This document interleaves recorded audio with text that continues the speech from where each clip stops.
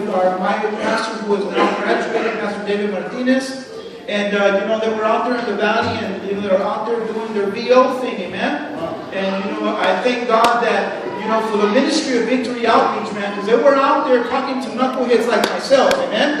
I wasn't a drug addict, although I did some drugs. I wasn't an alcoholic. I hated drinking. I hated smoking. I tried smoking when I was 14, and I almost coughed to death, amen? I tried it again at 16, and I almost coughed to death again. Never did that again, amen?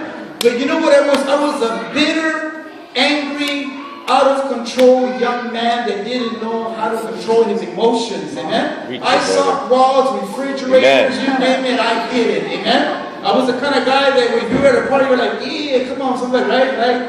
And then, I come in, everybody's like, oh, no. Tell them to leave. Amen?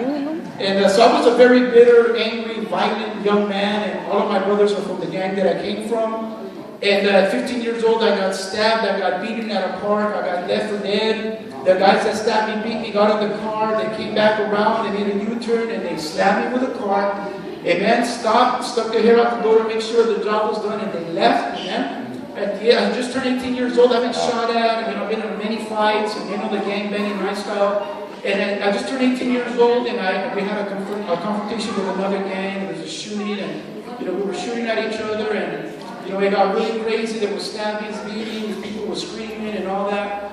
And I ended up in the hospital, with a stab wound in my back, in the back of my head, and I ended up with a stab wound in my neck. I don't know if you guys have seen it before. I don't know if you can see it now, but I have it. They stabbed me in the neck 3 inches, 2 centimeters. They did what they're supposed to do in jail, and when you're in a gang, they always say go to the artery. Well, they cut the artery, amen? But how many of you guys know that God has a different plan? Amen?